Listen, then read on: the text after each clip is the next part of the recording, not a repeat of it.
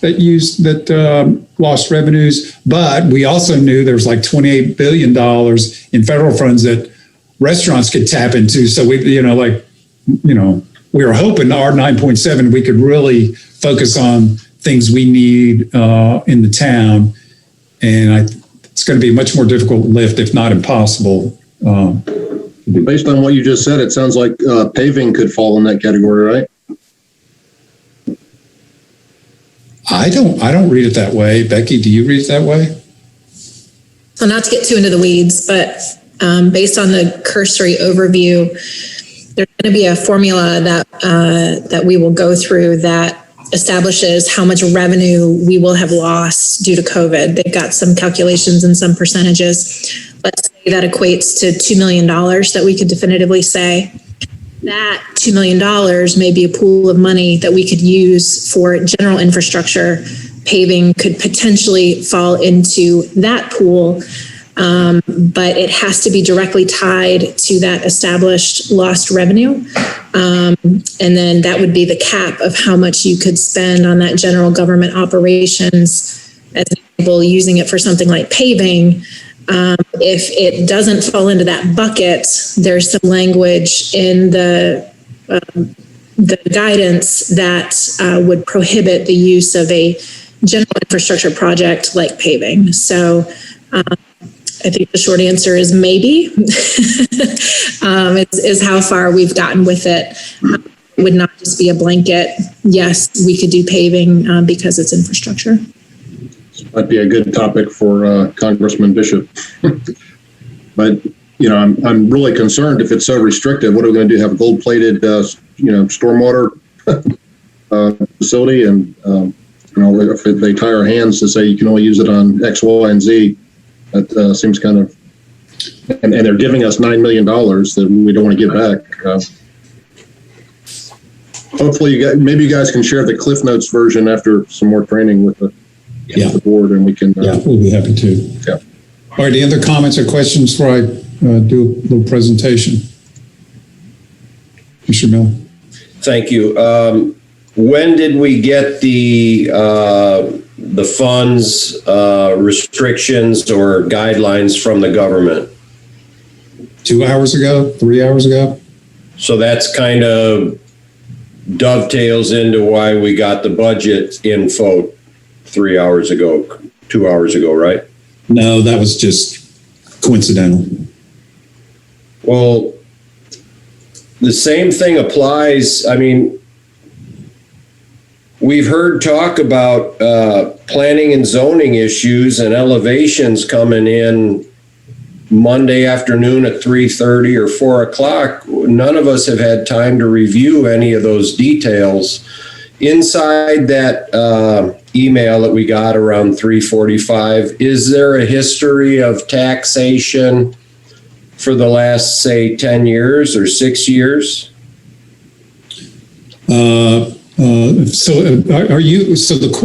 Your question, why did you just get the budget? Yeah. Question. Okay. So here's what we used to do. When we meet in person, we would have this same process, a manager's overview, and at that meeting, we would give you a hard copy in the booklet of the budget. Okay. The absence of that, what we thought is, okay, let's just send you guys out an electronic copy virtually the same time you're getting a presentation from me. The intention is not to have y'all like, God, I gotta go through this thing and review it. It's like, in my mind, listen to the manager's overview budget. And then next week at our first budget planning session, we'll take any deep dive in any direction that y'all want to go to. However, having said that, if something pops up as I go over and you want to talk, anybody wants to talk about it, that's fine. That's fine as well. Okay. Okay. If there's no other questions, I'll go into the, Jay, can you pull up the manager's presentation?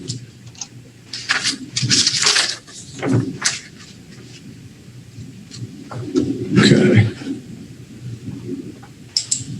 All right, so obviously it's the 21-22 budget. Sometimes we will call that FY22 budget. So I guess, the jargon standpoint. So just to recap of the budget we are in now, which is the 2021 budget fiscal year, our property tax rate is at 28 cents. At the last audit, our fund balance did exceed 34%, which is our policy.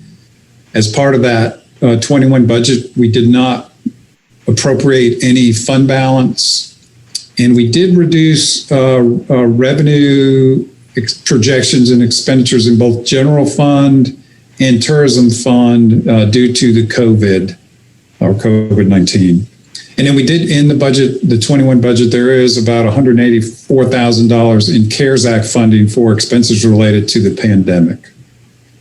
And then we are still working with FEMA to see if there's what additional expenses may be eligible in this 21 budget.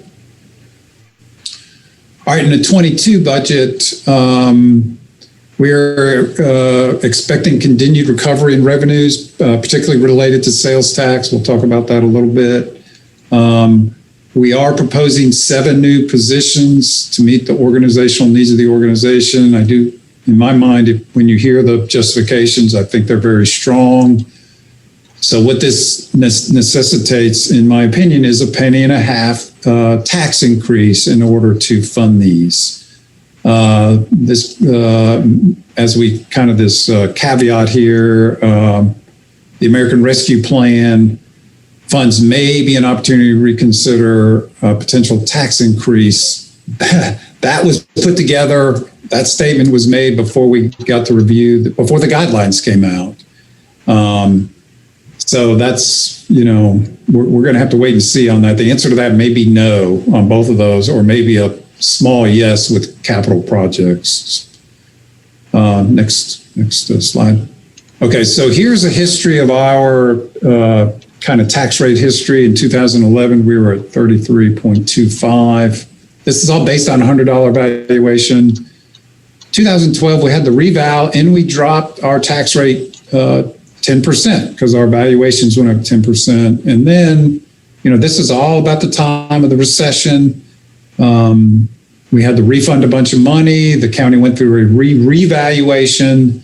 And so the last revaluation was 2020. At that time, we went revenue neutral and went to 28 cents. The good news is the next reval will be in fiscal year 24 or 23-24. So they are going to start going on a 4-year cycle. They did not want to go on a 4-year cycle between 2012 and 2020 because they were in the midst of a reval at that time. It was just too really confusing. So in this year's budget, I am proposing a 29.5 cent tax rate. Next, there you go. So kind of a little ironic here is our general fund budget is about $500,000 less in 22 than it was in 21. But the reason is really one simple capital project, and that's the paving. We had a big paving project really in fiscal year 20 and 21, and that accounts for the difference in the a smaller budget than 21. Here's kind of our sources of revenue.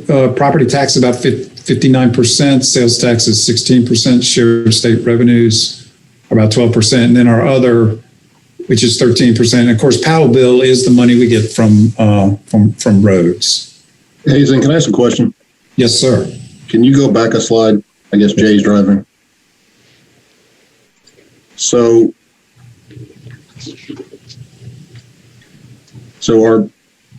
our budget, what necessitates a tax increase if we're spending less money, proposing to spend less money than we did last year? Why do we need a tax increase? Right. So in 21, the 1 year we're in, we had a paving project that was continuing from the previous year. So it's artificially, the way I see it at least, artificially increases the budget on a one-time capital expenditure, which in this case was for paving.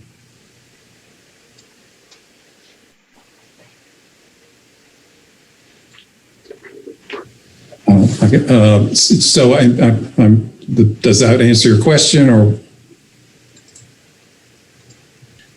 I don't know. Does anybody else have any issue with that? I mean, it just seems kind of odd. So what we can do when we go over the, we can, like next Monday, we can talk about it, or I can show you on, if you look at the line item budget, you'll see like this one-time expenditure, and it's for paving, and it's like $1.3 million. And normally we budget $800,000. And what it is we didn't do paving for several years. Then we had this I think it was a $2 million paving project that extended over 2 fiscal years. So it's not, and that's why budgets can be a little deceiving. People say a 5% increase in budgets. Well, is this reoccurring stuff? Is this one-time stuff? Are you building a fire station? You know, that's going to artificially, in my mind, artificially inflate a budget on a one-year thing because you're building a $5 million fire station or something like that. In this case, it was paving that was the one-time unusually high expenditure.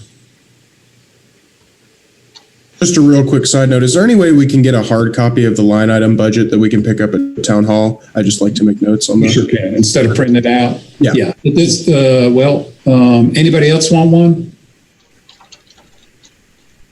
I'll take one. I'd also also think it would be helpful if we could see the 2019, 2020, or maybe the 2018, 2019 general fund budget. So there's a context there for the artificial inflation that you're talking about. Okay, sure. So you want to see budgets for 4 years? I mean, if that, I guess 4 years back goes to the year before the 2 years of paving, right? Yeah, but just know there's so many different factors, but we're happy to, because you will see you do see normal growth because, salaries go up 3% a year, or operations go up 2.5% or 3% a year. So there's normal growth. And then there are periodic spikes. Here's an example of a periodic spike in 21. 20 and 21 would have the periodic spikes in it. All right, so we got two budget requests, 2 paper copy budget requests. I don't want those 4 comprehensive budgets. I was just saying so we could see that general fund balance, that one number for each of those other 2 years. Okay. I won't want 2 Hazen. Okay. It sounds like we've got 3 paper copies. Okay, next slide. All right, so here's some examples of, go back a second, Jay, I don't know if okay, yeah, okay, go to the next one. All right, so here's really just 2 examples that right out of the gate, not even operations, but state retirement contributions have gone up $173,000. They are trying to keep the retirement system very healthy, which it is very healthy certainly compared to other states. And in solid waste, which costs us about $2 million,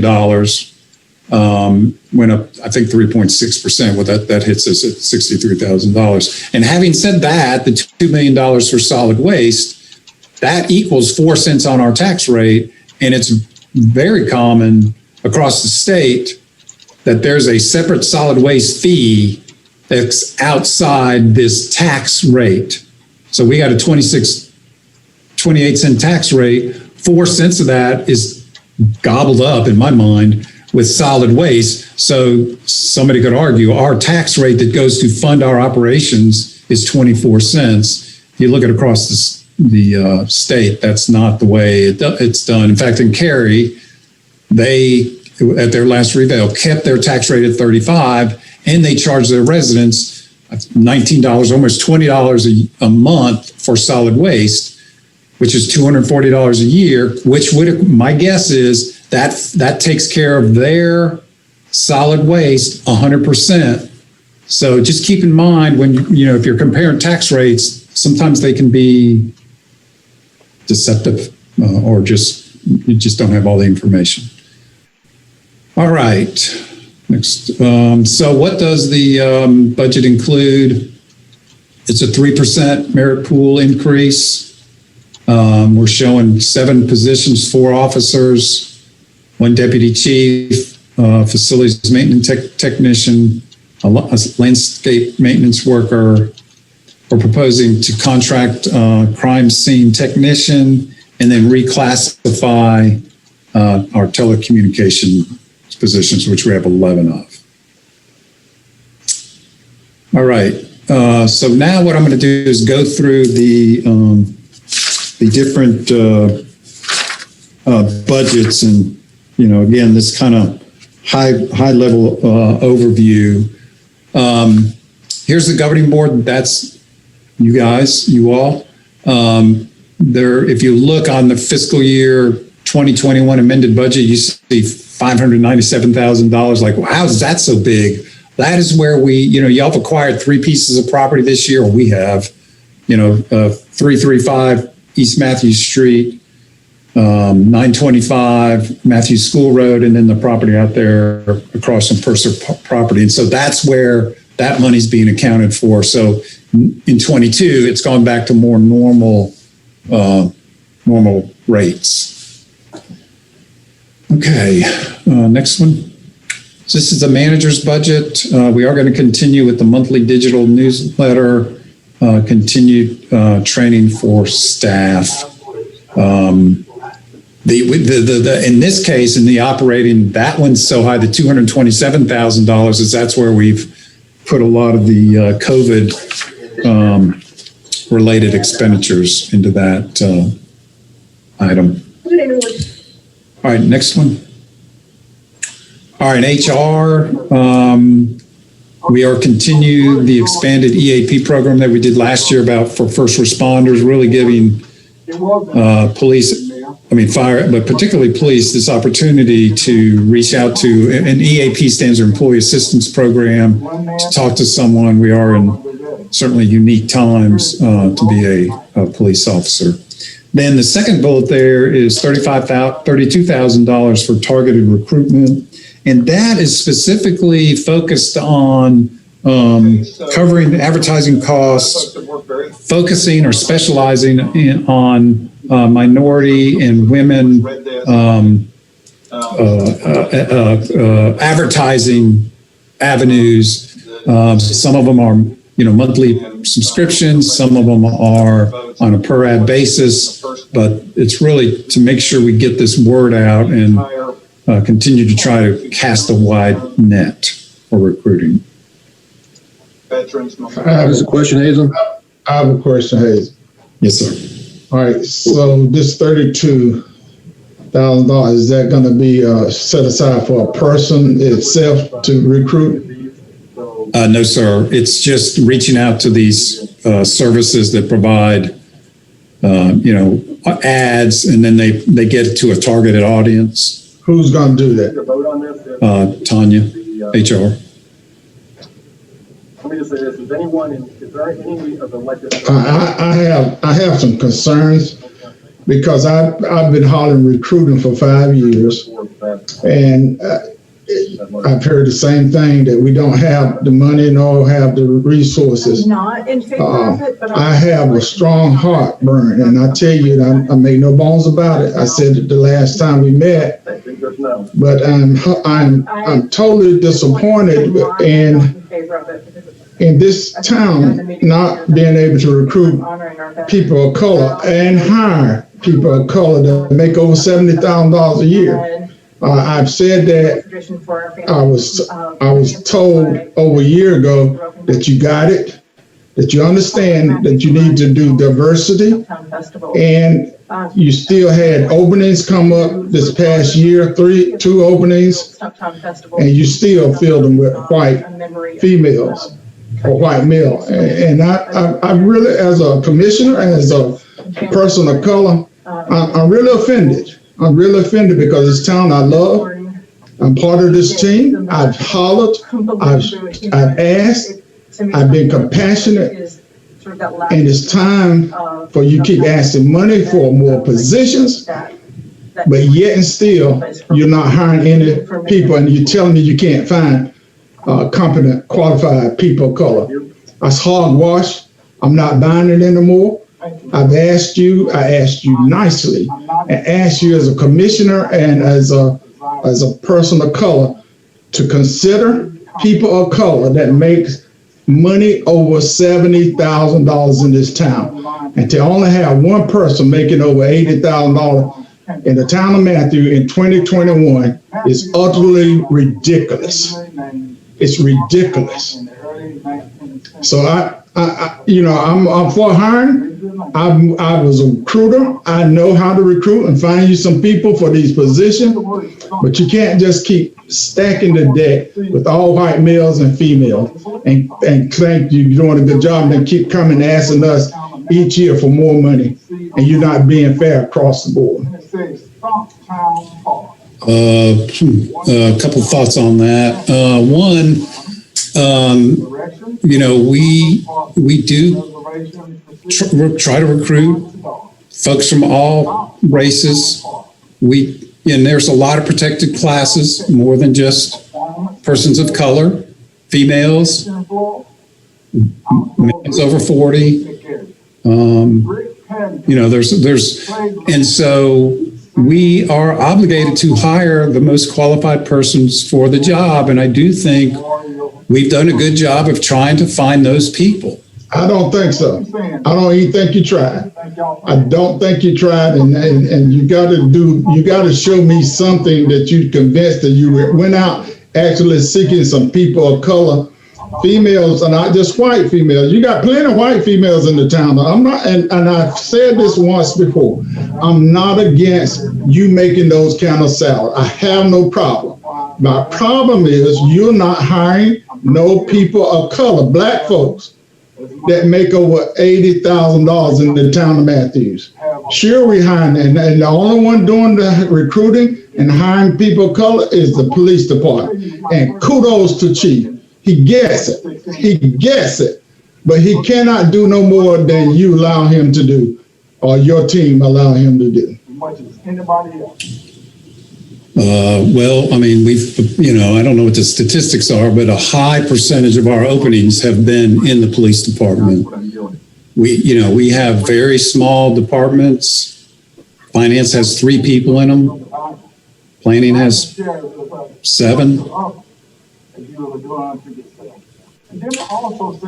I mean, I would say if Mayor, Commissioner Whitley, if you feel like this is a performance issue, I would bring it up to the board, and y'all need to handle it how you feel like it's appropriate to do. But I do feel like we're doing a good job. I think we're following the law, and that's how I would respond. Hazen, I've got a question to follow up with that. How will this is a new line item, something that we haven't done before? This 32,000? We've done some of it. We're already doing some of it. We're just trying to do more of it. And how do you judge the efficacy of this? I mean, how do you know if it's being effective or we're just wasting money?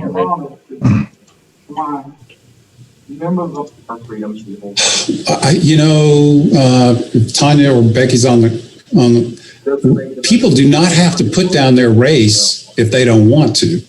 So, we keep track of those numbers, or those classifications, but not everybody does it. There's questions on the application for how you learned about the job. And that's where a lot of that data is captured of what site was it found on, or what location was it found on. And then the HR department can run analysis based on that to see, do we spend $4,000 with X publication over this year and it resulted in one application. Obviously that's not a good ROI unless it was the one chosen. And so we do have the ability to do that if the applicant specifies. It is an open-ended question, so you do get a variety of thoroughness in terms of how specific the applicant gets, but the question is asked in one of the last questions on the application. Okay.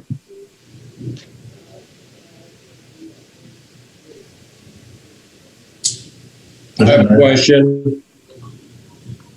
Larry, if this is a human resources page and they've identified an increase of 32,000 for targeted recruitment, let's say you had suggested J.C. Smith University recruiting there or something, doesn't this show that they're making an effort? No, It's targeted recruitment? no. What does it show you? It don't show me nothing. It don't show me anything when I've been here 5 years as a commissioner and working with the town. And I've said this from the first time. I had hope when I first came here that you would look at this thing and see that here I am in a town, on a town that make up 34,000 people now. Back then, I think it was somewhere around 27,000. And the percentage of person, but when you look at when you sit down and look at your town, and I'm speaking because I have recruited and I know what recruiting, when you don't have an equal amount of people, you can't hire them the proportionate that you staff in the town. When you walk into town, you should be able to see some makeup of people of different ethnic backgrounds and color that's in the town. When you walk through our town, it's all white men and all white female. I have nothing against that. Listen to me. I have nothing against that. My problem is you're not actually filling the position that comes available where you can look out and actually seek and try to find a person of color, a black person, to fill in this, to make some of this good money. I don't have no problem with y'all making good money. That ain't my issue. I'm happy for you. My issue is you gotta spread some of this wealth to other races in this community. That's my issue. And you're not actually trying to do that. That's not a fair statement. That is not a fair statement. What I hear you saying is that there's not enough persons of color at town hall. There's not enough persons of color, and yes, at town hall, if you walk around, but if you look around in the fire department as well, the police department is the only one that is actually recruiting and trying to make a difference, but they're all at the bottom of the pay scale. That all the minorities that's in the hiring of the town of Matthew is at the $50,000 or less pay grade. I am legally bound to hire the most qualified person for the job. And you have done a wonderful job of hiring that. So Can I jump in for a second? I think, we've talked about this a lot, but I think what we need to do as a board before our next budget meeting is come up with a system of measurement and expectation for that $32,000. And it may not be, in my mind, I just finished a course because this is important to me too, and I don't really understand HR, but I took a course on the DEI certificate program, just to better understand what we can do legally. And so part of what we could ask for Commissioner Whitley is to say, okay, let's look at previous applications and the percentage of people of color that applied was X number. This is what we expect out of this money and this investment, because statistically, the larger percentage people of color you have applying, the more people of color you're going to have in your workforce. And so if we can expect a certain percentage of response from this targeted recruitment, then we know that we're investing dollars in the right place. Does that make sense and give you a sense of confidence that that's moving in the right direction? Or is that, tying it to a success rate. Yeah, Renee, my whole point is this. If you want to hire a minority, you got to actually go out and try to make sure you want a minority. If you just say, I'm going to hire the best qualified, it's going to be always white male, white female. That's what is proven in this town, in times past. But you're telling me you want to hire the best person, but yet and still you don't have a recruitment to advertise that you're looking for qualified people of color and have a program there, and then interviewing people that are equally as qualified when you come to doing the application or going through the process. That's all I'm asking. Yeah, I mean, I think there are other things that we could talk about to get to that point. There are blind applications that you can do or things like that. But for the budget and for this request for the $32,000 of targeted recruitment, I think as a board, we need to decide or ask for measurement, and how do we want to see that measurement? Yeah, I agree. Mayor Pro Tem Garner and Commissioner Whitley, I think we need to, and Hazen, you and I have discussed this, not just check the box and say we're trying to expand our net to include more minorities, but to see if we're actually having any success doing it. So, yeah, some sort of measurement would be good, even if it's the number of minority applicants. Mr. Mayor, I'd like to at least come to the defense of our female staff. I know Larry says he has no problem with it, but there's a problem with it. I think that we have a fantastic assistant town manager, now a finance director. We have Maureen, Lori. I mean, we have a huge wealth of female in high positions in this town. And let's be real frank. I can go to other cities and towns and communities and walk into that town hall and see only black faces. So the contrary could happen, but we have to look at the progress this town has made from that aspect of it. And I don't think that there's anything nefarious going on between Hazen and his staff to preclude hiring blacks or Latinos or what have you. But we have to look at the meritocracy of this situation.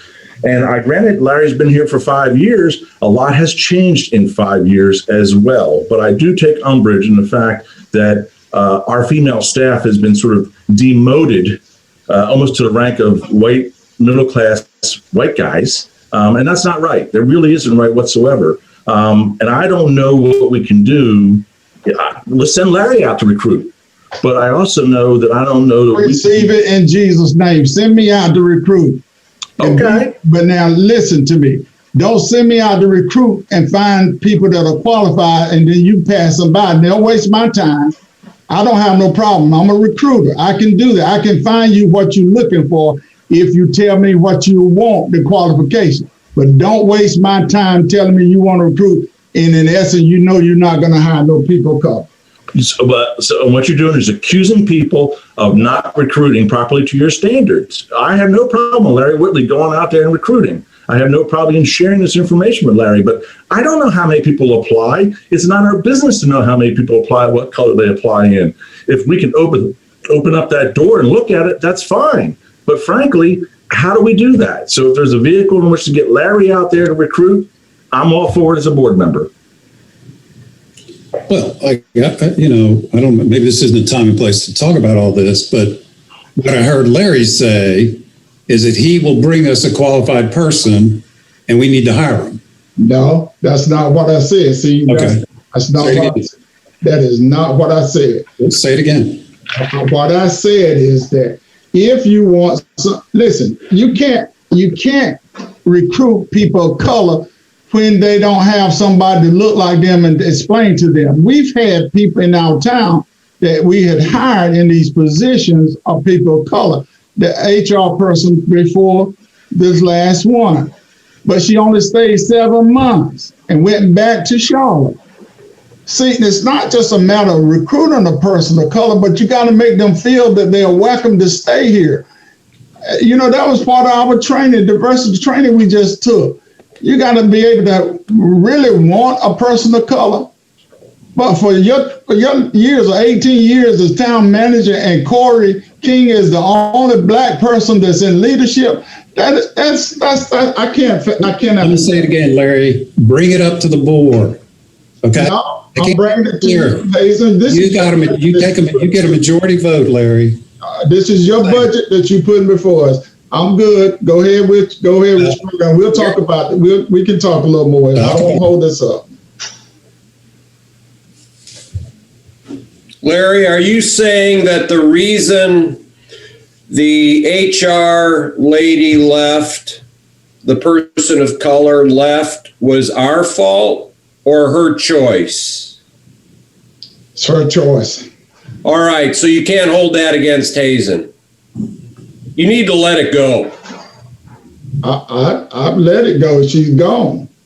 Yeah, well, but you just implied it was Hazen's fault because she didn't feel welcome.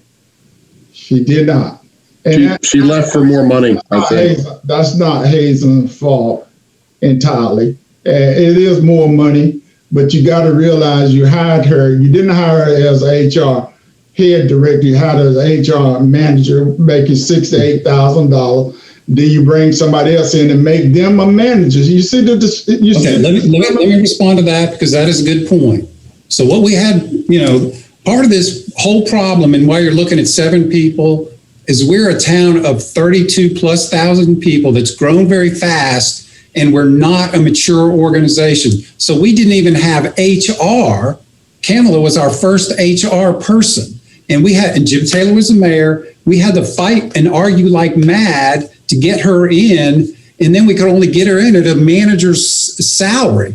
So we couldn't pay her what she needed to be paid. And that, in my view, that was the block at that point was the board at that time didn't want to go further. So we said, well, we're going to figure this out. Brought her in as a manager. She left. And then it was like, okay, look, we tried the manager's route. We tried to save you money. It did not work. And we had to bring in a full-blown department head to make it work. But this is true across the board. When we start talking about a deputy chief, a deputy fire chief, to have a department of virtually 80 people and you don't have a deputy chief, that's like you're setting people up for failure. And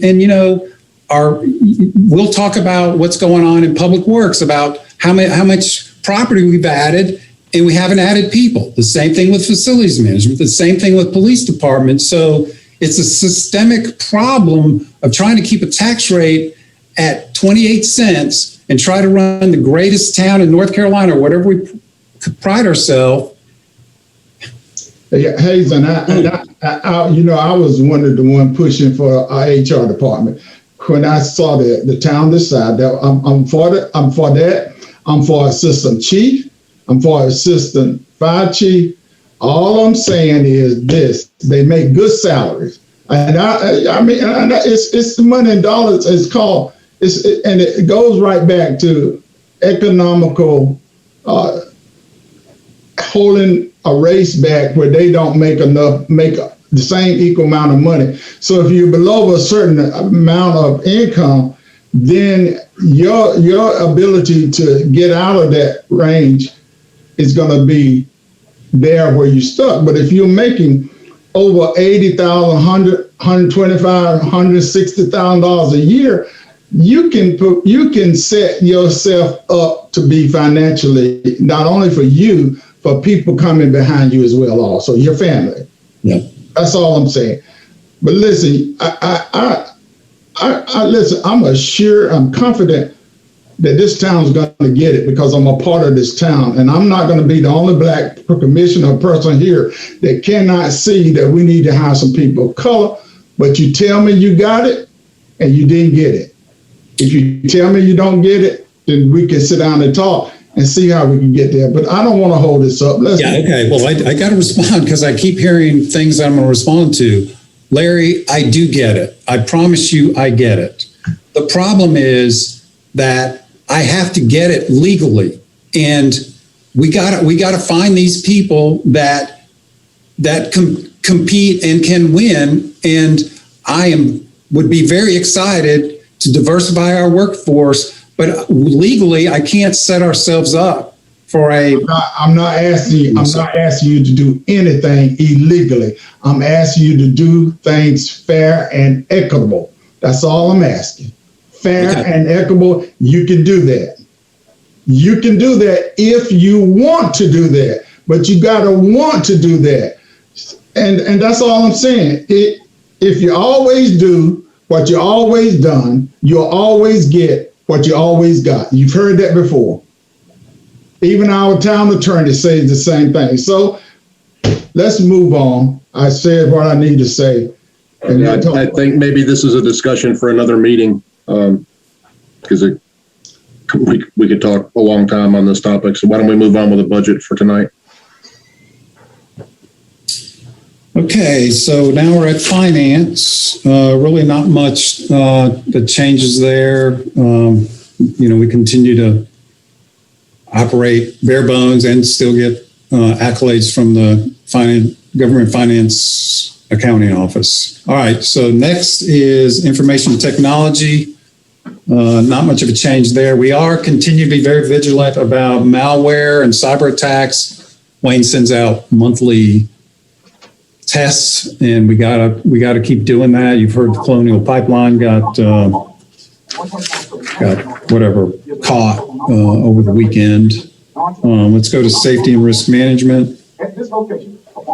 Another example, we went to the league with our property and casualty and workers' comp. That continues to be a good program for us. So you see kind of marginal increases there as well. All right, next one is police. That is a big mover. Talk about the 4 police officers. We estimate that to be about $250,000. Those officers need to be equipped with vehicles and equipment. And then we've ordered 7 or 10 vehicles total. So next year we'll get 14 total. If this budget goes through, we'd get 14 total vehicles. 3 of them are going to be paid with funds this year. I think we had to order. If y'all recall, we had to order the equipment early, the vehicles early to make sure we got them. Crime scene technician. This is kind of an interesting little story. The example that I can think of is we had an accident over at 51 and Samuel Road. The accident went across the intersection. We had to close down the intersection. Then we had to wait on the crime scene folks we used from Charlotte several hours, fully staffed with our investigators. Just showed how captive we are to Charlotte. Charlotte eventually came, but we're not their top priority. This crime scene technician would offer us that ability. And then the 4th thing down there is telecommunicator positions. We are proposing to put in $25,000 in the budget. This would be a reclassification of all the telecommunicators. That would be a 5% increase.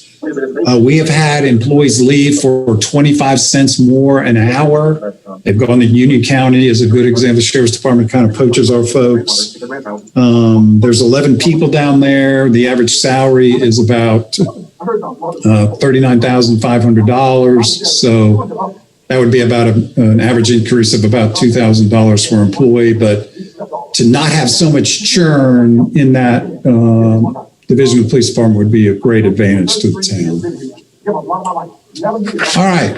Hazen, clarification? Yeah, sorry. So that's okay.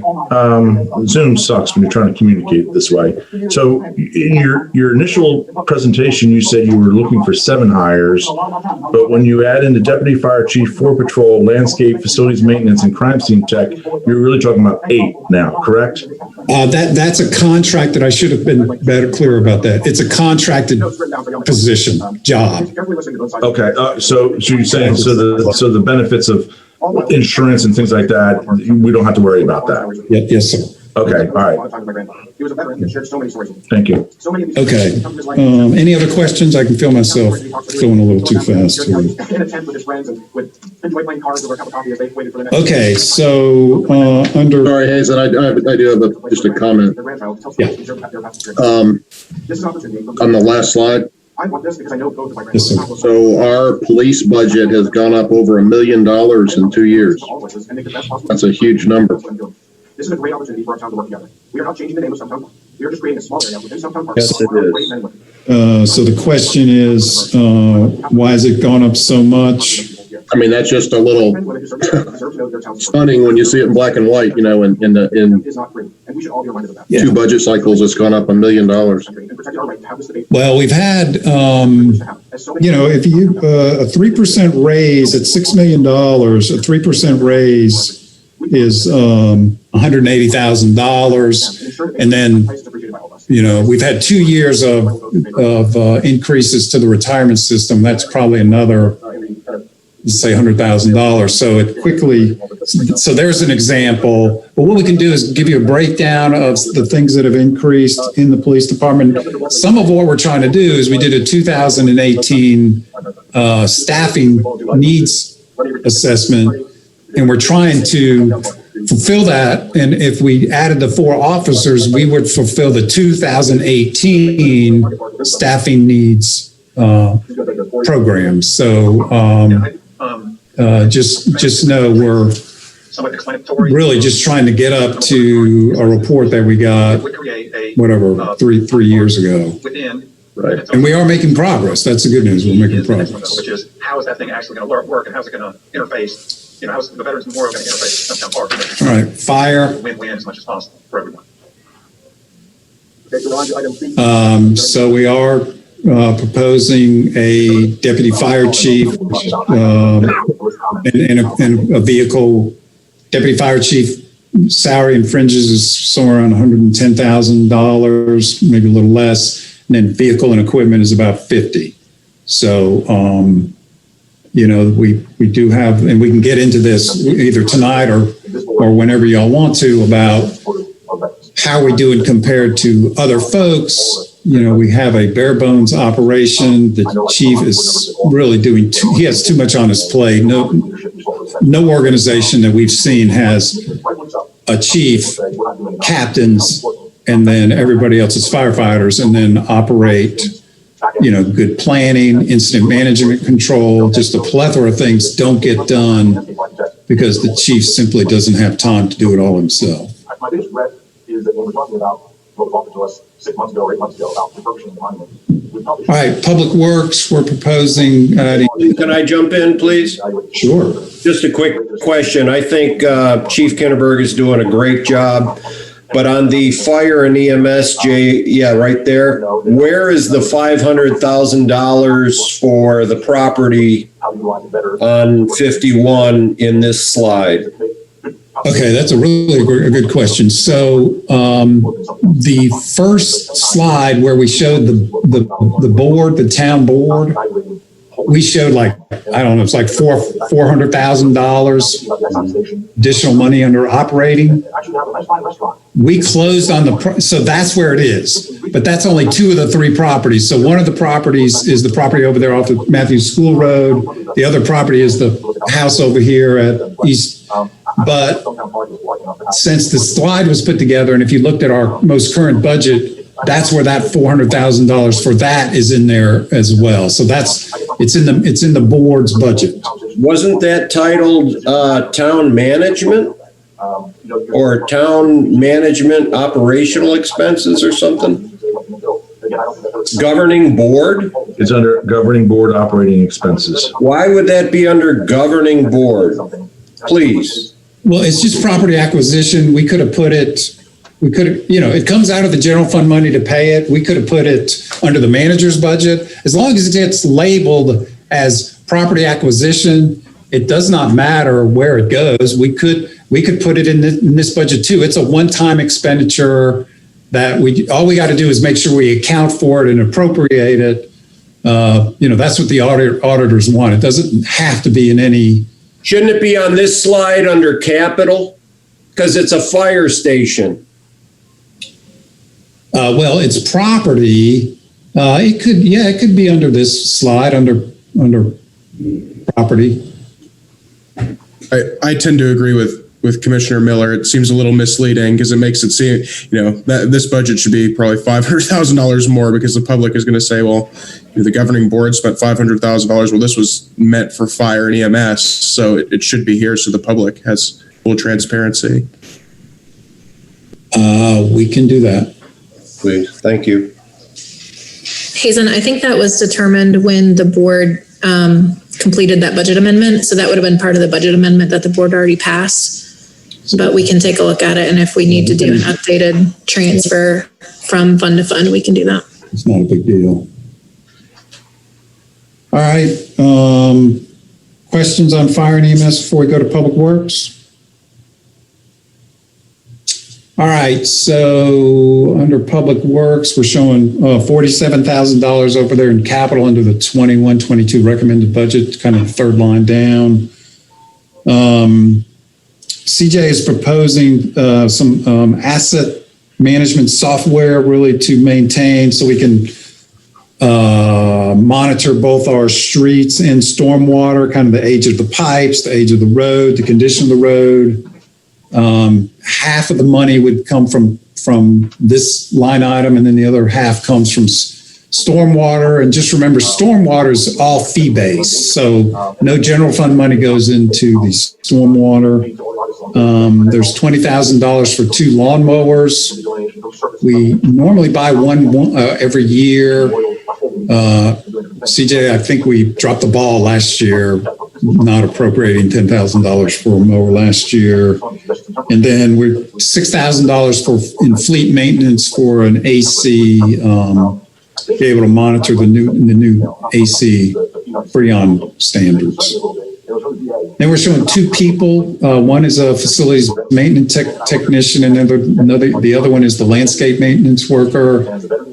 CJ's done a good job factually providing me information about what's changed in the organization since we went from 2 to 3, since we started with 2 maintenance technicians. And in landscape maintenance, I have a list of all the things we've added. I'm happy to go over that now. We can go over it next Monday night. Mayor, do you have a preference? Next Monday will be fine. Okay.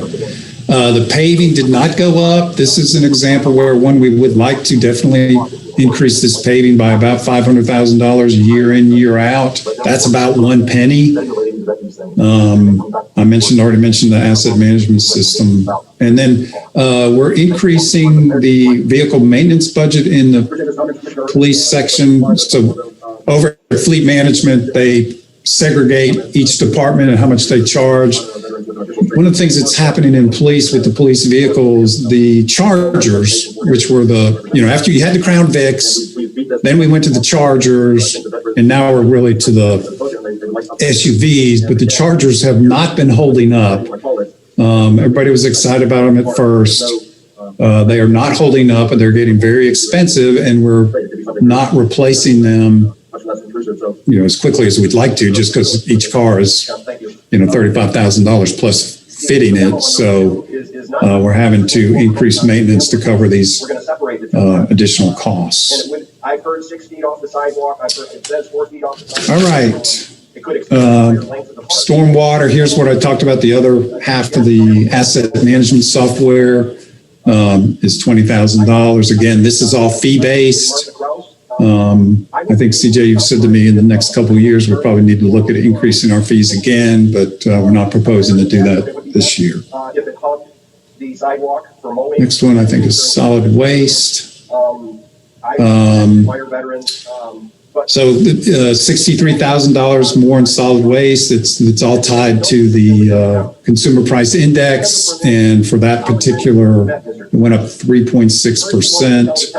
That's $63,000. Davidson, looks to me like 100% of their cost. Davidson has a solid waste fee for this.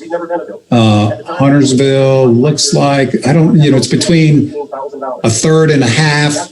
They have a solid waste fee that pays for probably between 30 and 40 30 to 50%. I don't know the exact percentages, offsetting their costs.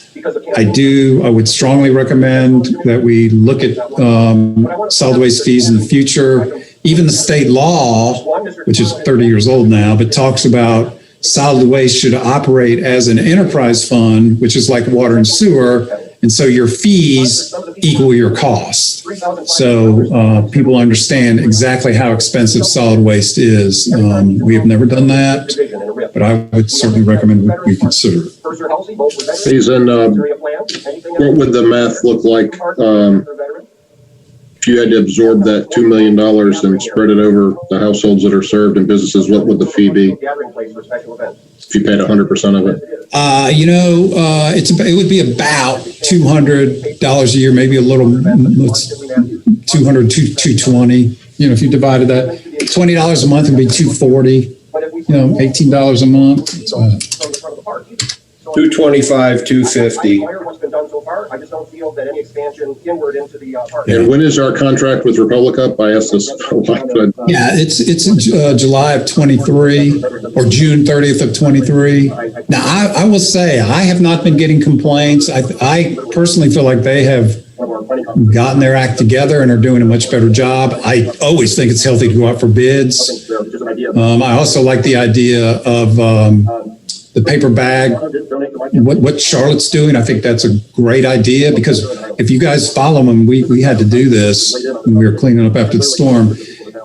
Storm debris or leaf and limb, anything that's in a bag, first thing they got to do is tear open the bag and they dump in. So then the bag, they got to put a lot of times they'll put it back in the trash can. Very time consuming. And if I were them, I would want to, this could be a time saver for them. If we went to this program, I think it's an opportunity for them to lower their prices. I was up at the Hickory Grove Waste Recycling Center or whatever in Charlotte over the weekend to get rid of a antique television, and they are giving away two packs of those bags. Every visit, you can get the bags for free. The huge paper yard waste bags. So they're really encouraging their use. They're giving them, trying to encourage people to use them by giving them away. So you don't even have to buy them. You just go up there and pick them up. Jen, do you have a question, comment? Yeah, I believe I've asked this before, but I forgot what you said. What do our neighboring municipalities in Mecklenburg County do? How many of them charge for this? And I guess, or do any? I'm not sure. Great question. So, and I think about the towns. Yeah. The only towns that charge are Huntersville and Davidson. Becky or anybody else? CJ or Becky, do y'all agree with that? That was everything I found. And what do they charge? 25 years before he shared his experience with her. We got to get that information for you. Okay. Thank you. Having your blood on your hands, being exposed to chemical warfare and coming back. Hazen, I've got it if you want me to. Please do. Yeah. Sure. Let's see. Davidson, the annual solid waste fee is $201 for a single family. They have a different rate structure for multifamily units. Huntersville is $84 for a single family, but they are proposing some very significant increases that would more than double that rate that their board is currently considering implementing over the next 3 years. So nothing's been set, but staff is proposing something closer to $188 per single family unit. Thank you. Be curious if there, I don't know if there's any information on this, if littering and dumping, illegal dumping goes up when you charge this. Do people just opt out and take their garbage and throw it down at Squirrel Lake Park or something? Yeah, so they don't have that option. So the way it goes, it shows up on their Tax bill. tax bill. Yeah. So you have to pay it, so you can't opt out. That's good. That's a good one, right. That's where my vote comes from. Not because someone is pulling the pocket strings or pulling the strings of my voice or my vote. This is Okay, well, I think this is really this is really time to consider that.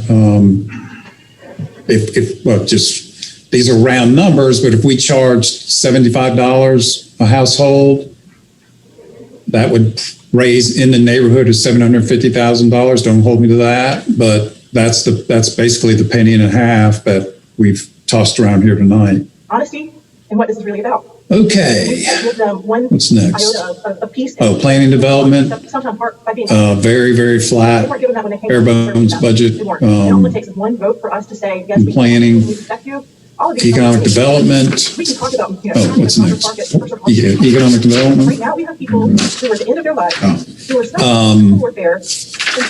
And It's not personal. that's where we've put some of the CARES Act money in this year's budget, which we distributed. Becky did a great job on the health program, by the way. And they're asking for $5,000 in 22. It's meaningful and it's a simple act. All right. Parks and Rec, this is. I had a quick question on the last slide.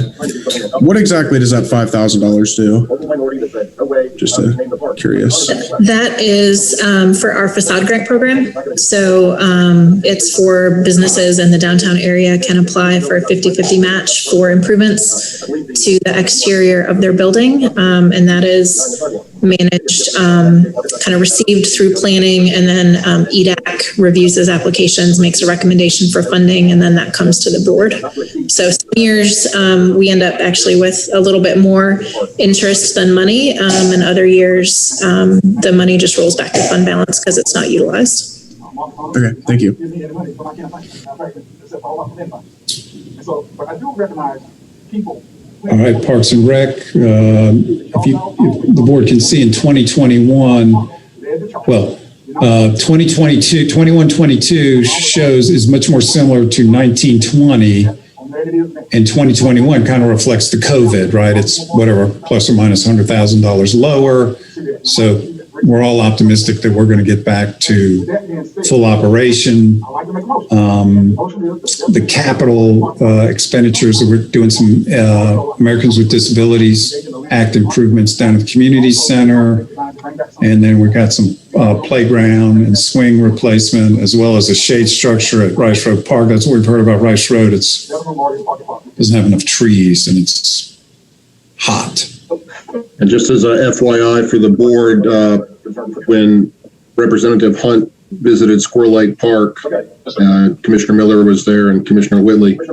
But Peter Cook from the Mecklenburg County said that the cost of playground equipment has really escalated. And the one piece that we have there, this kind of large piece at Squirrel Lake Park, he said now would cost about $100,000 to replace it. So not too many years ago, I can recall us, funding, $10,000 to replace a swing set or something, and now it's just gone through the roof.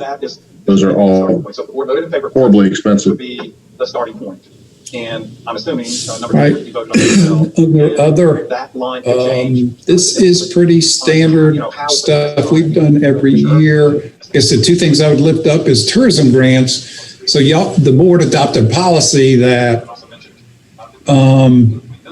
these tourism grants are 5% of the previous year's revenue. I think we all thought that tourism grant or tourism dollars would always go up, and nobody expected COVID to hit. So that number is lower than this year's budget. And I think it's something to consider for some of these nonprofits, that they rely on us very heavily, and it may be difficult to cut folks back. So, it's maybe something we can talk about next Monday, but if the board wants to go back to this year's number or this year's number plus 5% or whatever the number is, I just wanted to bring that to your attention. The second one is Finance Council. We've given them $25,000 for a number of years. On a per capita basis, I think we're the best town in the county. Renee probably needs to correct me on that. But I also think they asked for 34 or 35,000, but I couldn't find the email this afternoon. I think they ask for $1 per person, right, that lives here. Okay. So that's another example of something the board may want to consider if you want to raise that. again, those are tourism dollars. Commissioner Miller, do you have a comment? Yeah, thank you. Thank you, Mayor. Hazen, I would suggest on this slide, we need a last year's category, this year's category, so that we can make judgment and find the money somewhere else. All right, great suggestion. Thank you. Are there opportunities for ARP funding here and also with Park and Rec? So the cursory review, that would fall into the same calculation of following their formulas to be able to calculate revenue loss, but then we would have to spend those dollars somewhere. So it's possible. I would just say we may not have good clarification on that in time for the budget adoption, but it's certainly something that we could do a budget amendment once we get all that straightened out with the guidance, and then can bring that back to you guys to make an informed decision. Thank you. Yeah, I mean, I feel like each of these has taken a hard hit because of COVID, so it feels like it would be applicable. Is naming this space. I agree. And then asking landscape architect. Okay, we are, one of the bullets down there, we are putting we're close to $47,000 into a facilities maintenance and repair fund. You know, our buildings are getting older, and it's one of the reasons why we need to add a third person in facilities maintenance, is because 20 years have gone by since Public Works, police, this building, town hall. So our buildings are aging. And then we did not budget any money for contingency. We've done that from time to time where the board will have $25,000 or $50,000. We could do that, but what we traditionally do is if y'all say, okay, let's do X, we just go to the fund balance and appropriate money out of the fund balance. But Hazen, don't we have a contingency fund on most every project that we? Yeah, that's a good, so you're right. When we build something, there's like whatever, 5% contingency for overruns or things we're not expecting. Typically this contingency fund line item would be, I don't know, something comes up, a study of a historic piece. I can't even think of a good example, but it's a one-off thing. And the board can say, hey, well, let's use this contingency fund money, and it's just sitting there as a line item that y'all can readily see. That is something that has been done. But what we've typically done is just gone into the fund balance and appropriated money out of the fund balance for purchase of property or, planning studies or something that comes up during the year. And I feel that with a 34% fund balance, that we don't need a line item contingency fund because of our healthy fund balance savings account. And because for our own projects, we already have a 5 to 15% contingency built in. That's my opinion. Okay. All right, next slide. So here's the capital CIP. Earlier in the year, we talked about continuing to fund the Ames Street project, and that's about $134,000. $15,000 for defibrillators; those are old. We need a $30,000 for a microwave dish there at the police department to connect to the tower. Downtown camera project, that's $80,000. The Sam Newell Road multi-use path, that's $184,000. $250 for Irwin's Creek Greenway. Those are recreation fees in lieu of. And then we're showing $325,000 for chillers that we are concerned I would say they're at the end of their half-life. The question is, how much longer are they going to live? We don't want to run into a situation where they died in the middle of summer.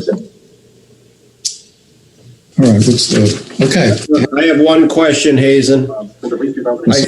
I think I saw a liquor license or some type of an application on Ames Street for a brewery. Is that correct? I'll make the motion, Mr. Mayor. Consent agenda. Jay, do you want to respond to that? Oh, it's where Motorcycle place was there for a little bit. Second. Right, and it was going to be developed just before COVID, and is it coming back? So that's a different project. The distillery is being proposed on West Charles Street near Lois on the rear. It's a vacant portion of a lot that fronts John Street as a. I think it's a medical building today. Okay, sorry, thank you. Yeah, hopefully that other project comes back, though. We were excited about it. Yeah, thank you. Yes. Yes. Commissioner Poole. Okay, so the last slide is questions. I noticed we were 10 minutes before the meeting. We took notes while the board was talking, so hopefully we can make sure we can get back all the questions y'all have asked. If y'all get off and think, well, I want this information, our job is to provide y'all with information. We are brokers of information. So does anybody have any questions now? I don't have a question, but I do have a comment. I think asking for a tax increase just coming out of COVID and with $9+ million of ARP money in our coffers is going to be a really difficult lift for, at least for me, to justify why we have to do that. And that's why I was asking, if this ARP money, we had $800,000 set aside for paving, can we use ARP money for that and use that $800,000 for something else without raising taxes? I think it's going to be, for me personally, it's be really, really difficult to vote for a tax increase this time. So, Mayor, can I ask a question about that? So are you saying, so if funds are available through ARP, clearly that we can use for them that kind of whatever balance this budget, you're supportive of that and not raising taxes? Yeah, I'm certainly aware that if we hire people, that's a recurring expense and something probably that we have taken into consideration. But I can just, I think all of our collective ears are probably burning right now with people saying, holy cow, you got $9+ million and you're raising taxes in addition to your normal budget. It's difficult lift, and it's going to be difficult to justify, I think. So if we get clear direction that the funds are not eligible, does that make you more comfortable? Yes, but I mean, at some point, we're going to have to push back on that, because what are they eligible for? We have this money and we can't spend it. Our hands are so tied. Why distribute the money if they're going to be so overly restrictive? I'm hopeful that we can find places to spend the money that are useful to us, that meet all the rules. And I haven't seen the document that you guys have been referencing yet, but I'm hopeful that we can use it and offset some of our expenses. And I'm one of 7. I don't know what others on the board think, but that's just my opinion. Well, it sounds like our charge is to get very clear direction on this ARP money to make sure we fully understand and can communicate that to the board what the parameters are of this money. Mr. Billy? Yes, a couple things, Hazen, and pretty much what you just said. If we come back next Monday, could you give us a line item of this ARP money that we can use and what we can use it for, so that we can identify if you can use it for infrastructure or affordable homes or fill in some of these other purchases, just something so we can see this what we can use this money for. We will do our best, Okay. Whitley. It's a 151-page document. I got you. But just 1 hour. We got a 1 hour presentation from the league tomorrow. Okay.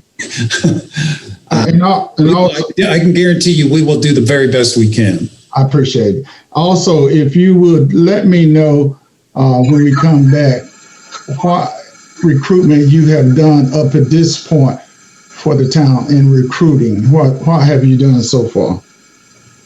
Okay. All right. Thank you.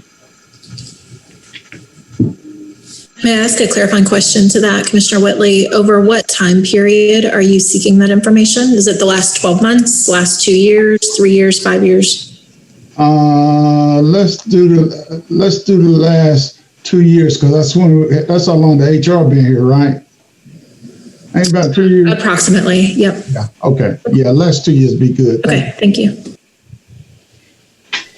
Any other quick comments or questions so we can take a very quick break, Commissioner Urban?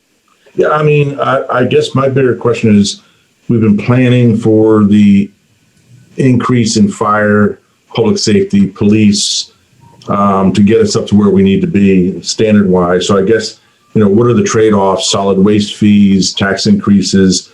But my biggest fear is, police were behind. We know that. My biggest fear is that the deputy fire chief is, we don't have a plan for succession here. And a deputy fire chief is that next person in line. Not only would he take on the third station, but he's going to take on potentially Chief Kinnerboro's role as well. So, and in public works, they are in so dire need of getting some help from that standpoint. So I see this year of sort of the filling the gaps in employment basis out of it.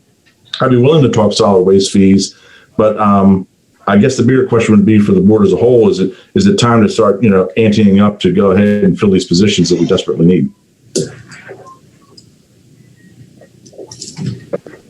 Thank you, Commissioner Urban. Any other comments? I'm sure we'll all think of many before next Monday that we can bring back, but hopefully we can get some clarification on the ARP money. That would be really helpful. All right. Lori, are we coming back on this same number? Yes, you are. So you can just leave yourselves on if you'd like, or leave and come back. It doesn't matter. Okay. You guys have a time for a 3-minute break. So if everybody needs to run to the bathroom or grab a drink or something, go ahead. And we'll be back here in just a minute.